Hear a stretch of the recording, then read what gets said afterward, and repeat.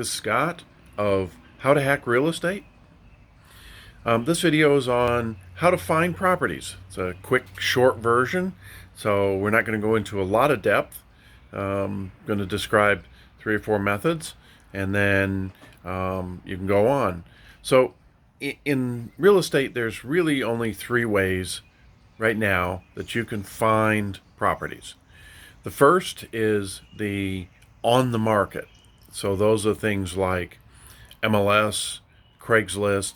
These are where there's a lot of competition, and right now there's hardly any properties at all on the market. So if you go to the MLS, there's like zip. I mean, the normal load for Akron is 2,600 properties, and right now there are 300 properties on the MLS. So it's very difficult on market. Now, if we flip over from the seller's market to a buyer's market, then there'll be lots of properties, and MLS is a great solution because there's lots of properties and not very many buyers. But we're not there right now. The second is off market, and this is the where nobody knows about the property except you. So these would be where the door knocking and the direct mail and the texting and all of that, where you're contacting the owner and they become a seller. Sometimes they don't even know they want to sell. I mean, how many times have you had somebody call you and say, hey, we want to buy your house? Well, we don't want to sell my house, but anyway, so that's there. And then the third method is kind of in between those two. It's semi-known, but not heavily, and that is where you get into things like people posting on Facebook with, hey, I have a house to sell, anybody want to buy it? Or the reverse side, which is, hey, I'm a buyer, we buy houses, and here's phone number. So the off-market ones are the ones that I'm going to talk a little bit more about. So there's driving for dollars. If you drive past a property and you see that property has tall grass, say around Memorial Day, that's a perfect day to do that, then the property's probably vacant because the property management companies haven't yet gotten to their mowing teams in place, but a homeowner's already probably mowed it twice already. So that's a good one. As you're driving, broken windows, disrepair on plants, things like that, where it looks like the property is vacant. That's driving for dollars.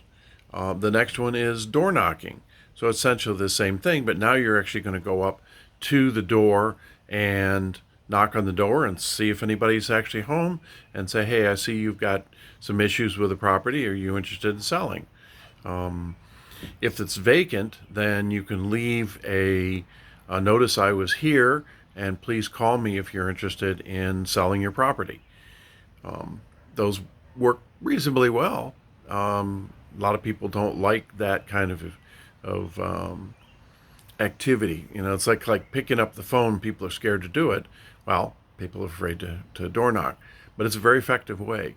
Bandit signs, those are those stupid signs that say, we buy houses and a phone number, usually bright orange.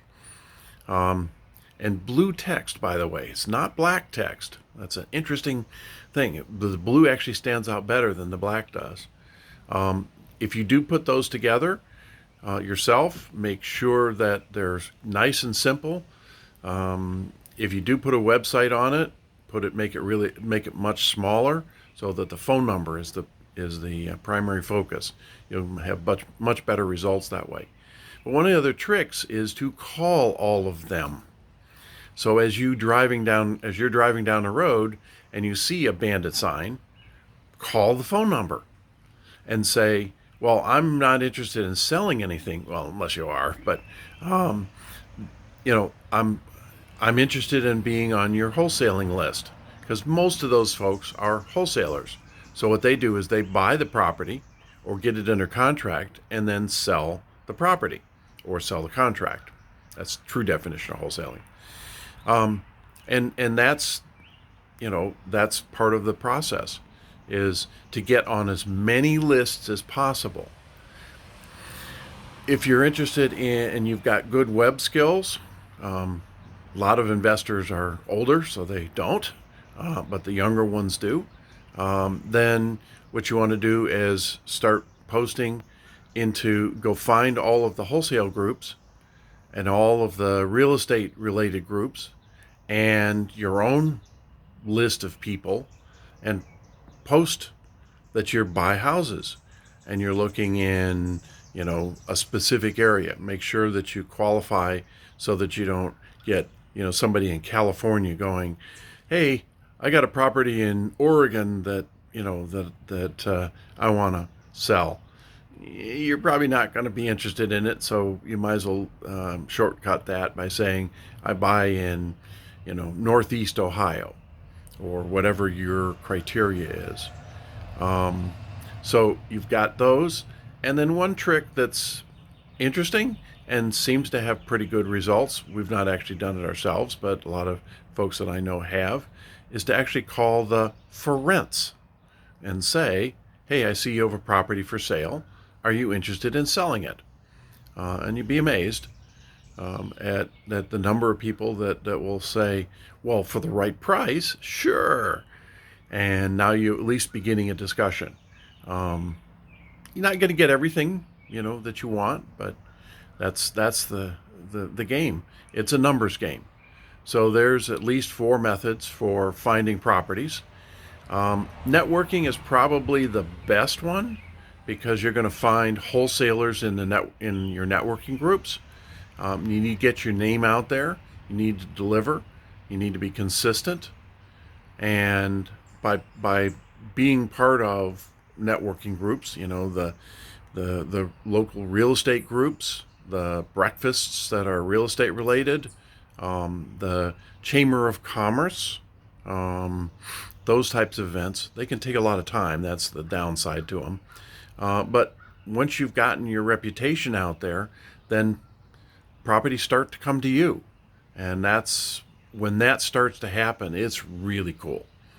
But it doesn't happen right away. So you do have to work at it. So there's some methods for finding properties. Hope this has been helpful. And this is Scott from How to Hack Real Estate.